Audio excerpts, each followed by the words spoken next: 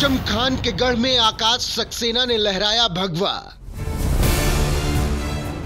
रामपुर में पहला हिंदू विधायक बनकर रच दिया इतिहास। रामपुर जीतने के बाद पहली बार की योगी से मुलाकात। आकाश सक्सेना ने बताया सीएम योगी से क्या हुई बात। समाजवादी पार्टी के कद्दावर नेता आजम खान ने कभी सपने में भी नहीं सोचा होगा कि जिस योगी आदित्यनाथ का हाथ थामकर वो मुस्कुराते हुए विधानसभा के गलियारे में चल रहे थे, एक वक्त ऐसा भी आएगा जब वही योगी आदित्यनाथ उनके राजनीतिक साम्राज्य को ढहाने की मुख्य वजह बनेंगे। और जिस रामपुर जिले में कभी उनका सिक्का चलता था, उसी रामपुर में आजम खान की ऐसी हालत हो जाएगी कि वो अपना सियासी गढ़ तक नहीं बचा पाएंगे। आजम खान की हालत आज ऐसी हो गई है कि अब तो जनता ने भी उनका साथ देना छोड़ दिया है। तभी तो योगी राज में सबसे पहले बीजेपी ने आजम खान से रामपुर लोकसभा सीट छीनी और अब हाल ही में हुए एक और उपचुनाव में रामपुर शहर की विधानसभा सीट भी उनसे छिन गई। बीजेपी के कद्दावर नेता आकाश सक्सेना ने आजम खान समर्थित समाजवादी पार्टी के उम्मीदवार आसिम रजा को चुनाव हारकर ऐसा इतिहास रच दिया जिसकी गूंज पूरे देश में सुनाई दे रही है।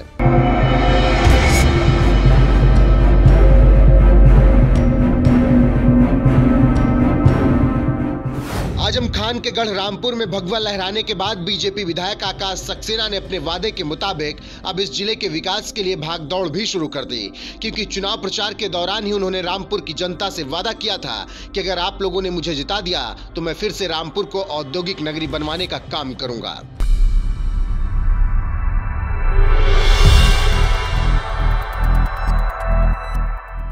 अपने वादे के मुताबिक चुनाव जीतते ही आकाश सक्सेना राजधानी लखनऊ की ओर निकल गए। सोमवार को ही उन्होंने रामपुर की जनता से बता दिया था कि मेरे प्यारे भाई और बहनों, आपने मुझे विजयी बनाया है, मैं आप सभी का कर्जदार हो गया हूं। नौ रामपुर के निर्माण का जो वादा आपसे मैंने किया था, अब उसे निभाने का वक्त आ गया है। उसी वादे की प्रक्रिया शुरू करने के लिए मैं सोमवार, मंगलवार और बुधवार को लखनऊ में रहूंगा।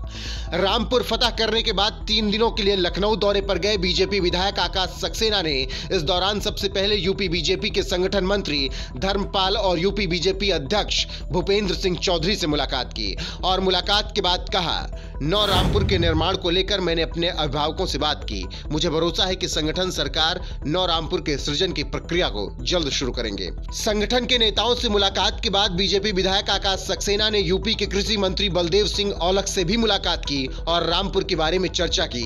इसके बाद लखनऊ दौरे के आखिरी दिन यानी बुधवार को आकाश सक्सेना ने यूपी के मुखिया योगी आदित्यनाथ से मुलाकात की और उनसे रामपुर के विकास के मुद्दे पर बातचीत हुई। मुलाकात की तस्वीरें ट्विटर पर पोस्ट करते हुए बीजेपी विधायक आकाश सक्सेना ने लिखा, चुनाव में विजय के बाद आज यूपी के मुख्यमंत्री योगी आदित्यनाथ से भेंट कर आशीर्वाद दिया।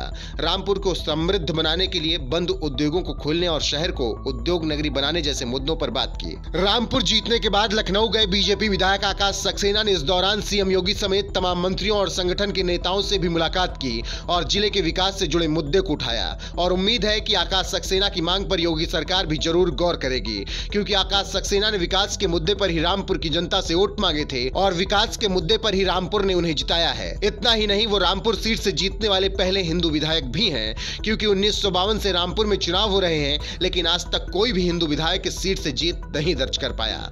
मुसलमान ही जीतकर विधानसभा पहुंचते रहे, लेकिन आकाश सक्सेना ने इस परंपरा को अब तोड़ दिया है और आजम खान के गढ़ रामपुर में भगवा लहरा कर इतिहास रच दिया है। बहरहाल आपको क्या लगता है, क्या रामपुर को फिर से औद्योगिक नगरी बनाने में आकाश सक्सेना कामयाब हो पाएंगे? अपनी राय कमेंट कर हमें जरूर बताएं। साथ ही रामपुर चुनाव के दौरान सीएम योगी आदित्यनाथ ने क्या कुछ कहा था, आइए आपको सुनाते हैं। अभी विधानसभा चुनाव में हमारे सहयोगी दल, अपना दल के प्रत्याशी रहे श्री हमजा मियां जी,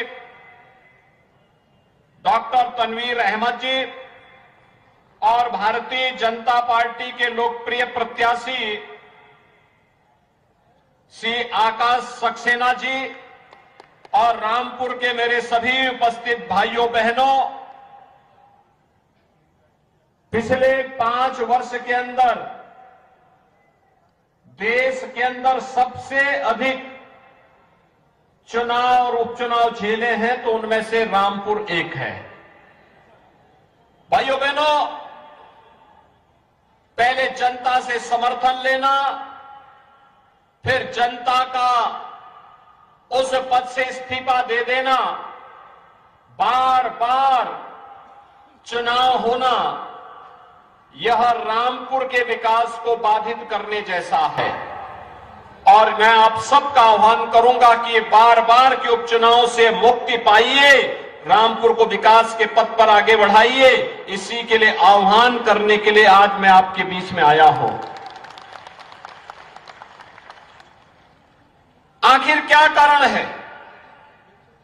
रामपुर जिसकी अपनी एक पहचान थी, कभी राम गांव के नाम पर अपनी प्राकृतिक सौंदर्य, प्राकृतिक संसाधन, जल संसाधन, अत्यंत उर्वरा भूमि, देश की आजादी की लड़ाई में अग्रणी भूमिका के साथ कार्य करने वाले और कभी रामपुर के माध्यम से यहां के कारीगर, यहां के हस्तशिल्पियों के द्वारा, चाहे वह रामपुरी चाकू हो और चाहे वायलिन के माध्यम से, जरी जरदोजी के माध्यम से रामपुर को एक पहचान दिला करके वैश्विक पहचान दिलाने का कार्य हो। कौन वे लोग थे जिन्होंने रामपुर की इस पहचान को समाप्त किया? एक एक करके उसे इस पहचान से वंचित किया गया और रामपुर को चंद चेहरों के, अवसरवादी चेहरों के घरौदे में घिर करके अपने आप में तड़पता हुआ दिखाई दे रहा था। आपने पिछले 8.5 वर्ष के अंदर प्रधानमंत्री मोदी जी के नेतृत्व में केंद्र की सरकार को कार्य करते हुए देखा है और विगत 5.5 वर्ष के दौरान उत्तर प्रदेश में भी भारतीय जनता पार्टी की सरकार को कार्य करते हुए देखा है। कोई व्यक्ति नहीं कह सकता है कि शासन की योजना का लाभ चेहरा देख करके दिया है। हमने तो 2014 में ही प्रधानमंत्री मोदी जी ने घोषणा कर दी थी सबका साथ, सबका विकास का। भाइयों बहनों, इससे बड़ा उदाहरण और क्या हो सकता है? कोरोना कालखंड में आपने देखा होगा, कोरोना कालखंड इस सदी की सबसे बड़ी महामारी कोरोना थी। दुनिया के अंदर लाखों लोग मर रहे थे। भारत के अंदर प्रधानमंत्री मोदी जी के नेतृत्व में पूरा देश उनके नेतृत्व में जिस मजबूती के साथ लड़ाई लड़ रहा था, इसलिए कोविड का मॉडल देने में सफल रहे। फ्री में टेस्ट करवाया गया, वह किसी भी जाति, किसी भी मत, किसी भी मजहब और किसी भी क्षेत्र का रहा हो, फ्री में टेस्ट की सुविधा उपलब्ध करवाई गई।